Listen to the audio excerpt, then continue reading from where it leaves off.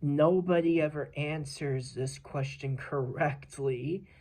The nationalism argument insufficiently explains how the national and ethnic hatred between, for instance, the French and the Germans and the Slavs, the Turks and Armenians and Kurds, escalated into a global conflict that got people who were totally disconnected to their beef with each other involved.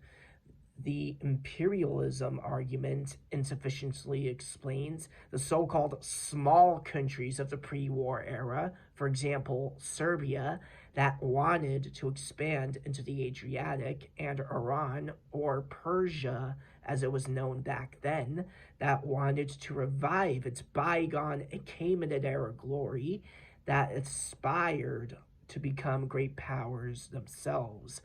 and therefore can't be framed as victims of imperial powers themselves. The militarism argument insufficiently explains how multiple nations, along with their largely innocent populations, suffered enormously at the hands of the belligerents because they didn't have strong national militaries and military industrial complexes themselves to prevent more fronts and theaters of the war from being created,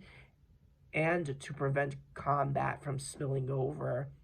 into countries that had no stake in it at all and who wanted to abstain from any involvement, or how those same countries wanted to build up strong and mighty militaries themselves to box in other imperial powers that were threatening to them.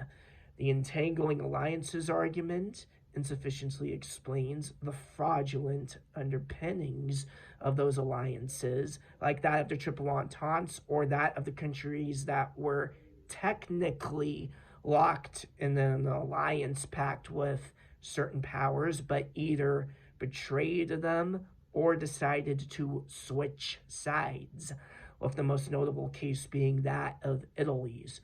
Different countries decided to enter the war for different reasons and with different motivations, and any overemphasis on one over the other causes presents a false and distorted understanding of the origins of the conflict. And this is where I end my dissertation. Thank you for watching.